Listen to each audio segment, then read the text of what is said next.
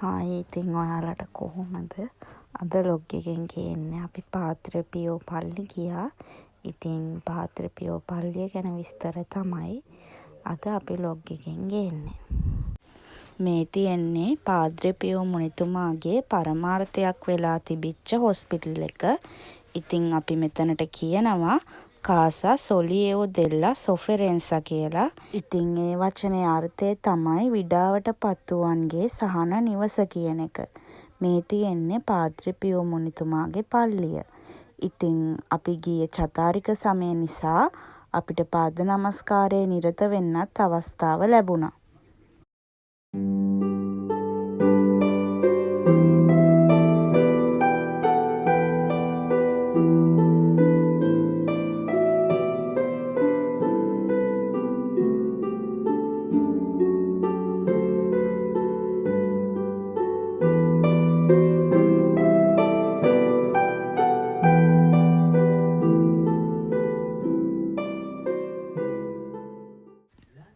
ඉතින් මේ තියෙන්නේ පාද්‍රේ පියෝ මුනිතුමාගේ පැරණි දේවස්ථානයේ ඇතුළත.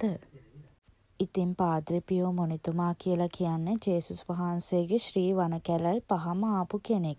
ඉතින් ඉස්සෙල්ලාම මේ වනකැලැල් මතු වුණේ 1918 සැප්තැම්බර් 20 වන දින. දිව්‍ය පූජාවෙන් අනතුරුව උන්වහන්සේ යාච්ඤා කර සිටියේදී.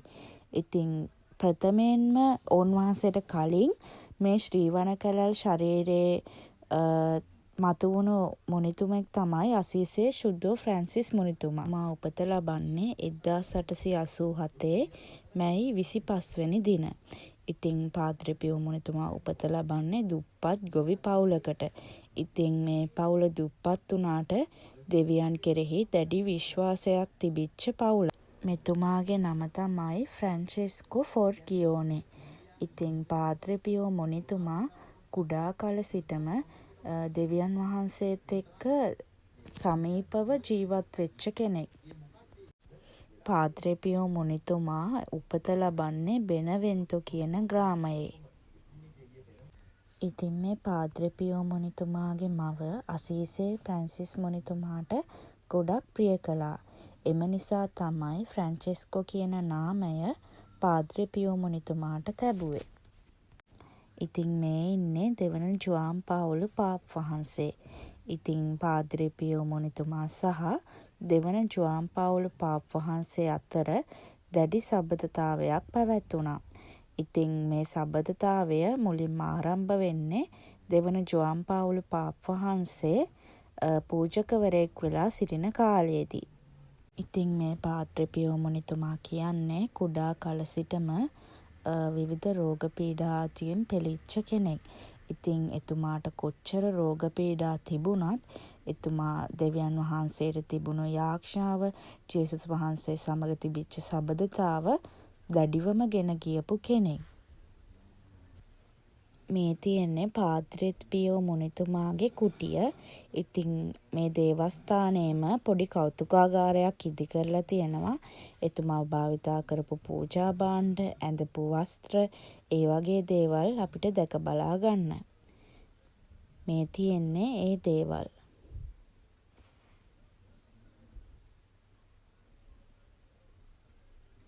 මේ තියෙන්නේ එතුමා භාවිතා කරපු වස්ත්‍ර.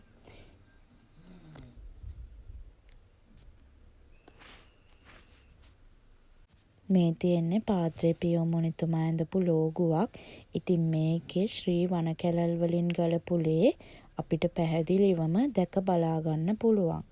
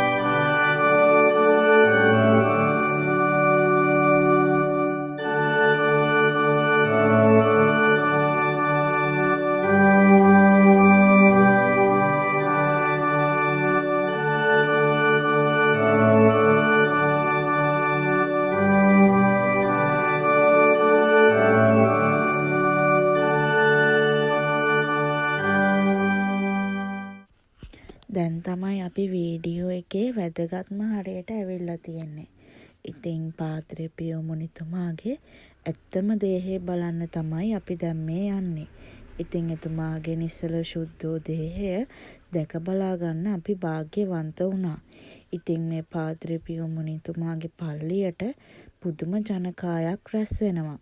ඉතින් මේ එතුමාගේ සුද්ධෝ නිසල දේහය බලන්න තමයි දැන් අපි යන්නේ. ඉතින් බලමු අපි ගිහිල්ලා.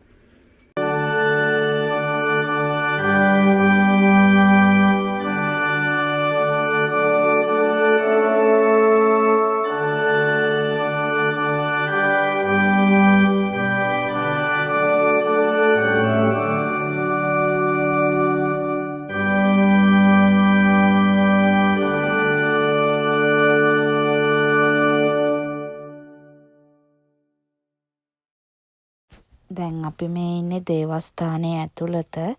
ඉතින් අපි දැන් මේ ඉන්නේ දේහය දැක බලා ගැනීමට යන පෝලිමට එකතු වෙලා. ඉතින් අපි ඉදිරියට ගිහිල්ලා බලමු. ඉතින් මේ දේවස්ථානයේ ඇතුළත ගෘහ නිර්මාණ ශිල්පය ටිකක් වෙනස් විදිහට තමයි යොදාගෙන තියෙන්නේ. ඉතින් හරිම ලස්සනයි මේ දේවස්ථානයේ ඇතුළත. ඉතින් අපි ගිය දවස තමයි මේ දේවස්ථානයට එතුමාගේ සුදු නිසල දේහය රැගෙන ඇවිල්ලා තියෙන්නේ. ඉතින් අපි බලමු එතුමාගේ නිසල දේහය කොහොමද අපිට දැක බලා ගන්න පුළුවන් වෙන්නේ කියලා. ඉතින් විශේෂම දේ තමයි එතුමාගේ මුළු ශරීරයේ එක කොටසක්වත් දිරාපත් වෙලා නැහැ. මුළු දේහයම තමයි අපිට දැක බලා ගන්න පුළුවන් වෙන්නේ. ඉතින් දැන් අපි ටිකෙන් ටික ලං වෙනවා එතුමාගේ සුද්ධෝ නිසල දේහය දැක බලා ගන්නට. ඉතින් එතනට ගිහාම ඉදිරියට එන්න හිතෙන්නේ නැහැ. ඒ දේහය දිහා ගොඩක් වෙලා දැක බලාගෙන ඉන්න තමයි හිතෙන්නේ. ඉතින් මේ තියෙන්නේ එතුමාගේ සුද්ධෝ නිසල දේහය.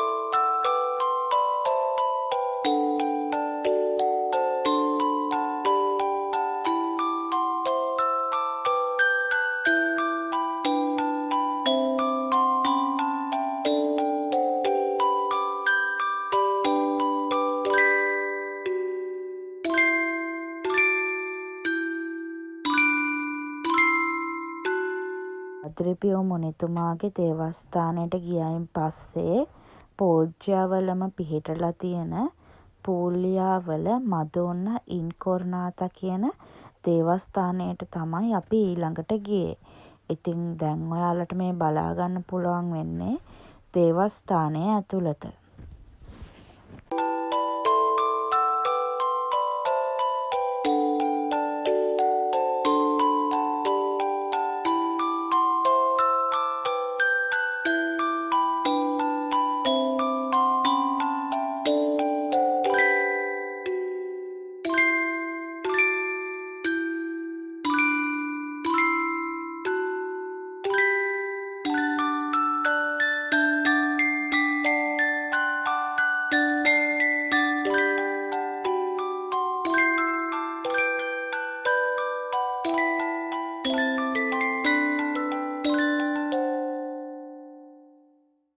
ඉතින් 1001 වර්ෂයේදී තමයි ගොපල්ලෙකුට මරියතුමියව දර්ශනය වෙලා තියෙන්නේ. ඉතින් දේවමෑණියෝ දර්ශනය වෙලා මේ ගොපල්ලට කියලා තියෙන්නේ බිය නොවන්න දෙවියන් වහන්සේගේ මව මම වෙමි කියලා.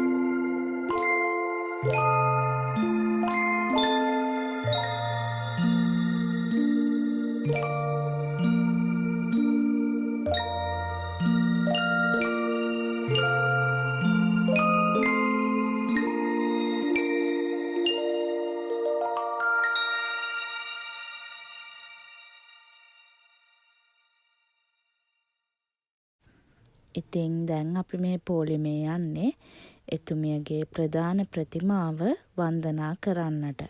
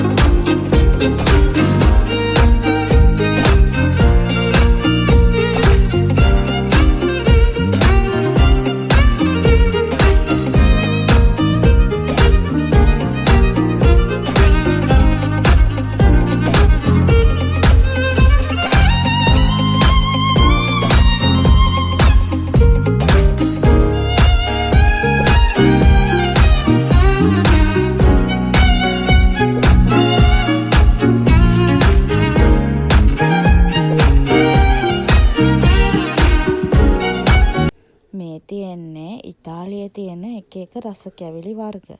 ඉතින් ඉස්සරහින් බලා ගන්න පුළුවන් උනේත් එක එක සුවනිය ඒ වගේම අපිට ඒ තන මතක තියාගන්න ගන්න පුළුවන් සිහි වටන වගේ දේවල්. ඉතින් දැන් හිමින් අපි වීඩියෝ එකේ අවසානයටත් ලං වෙනවා. ඉතින් අපි තව ලස්සන වීඩියෝස් ගොඩාක් ගේන්න ඉස්සරහට බලාපොරොත්තුවෙන් ඉන්නවා. ඉතින් තවත් අලුත් වීඩියෝ එකක් අරගෙන එනකන් ඔයාලා හැමෝම සතුටින් පරිස්සමෙන් ඉන්න. එහෙනම් ගිහින් එන්නම්. බයි.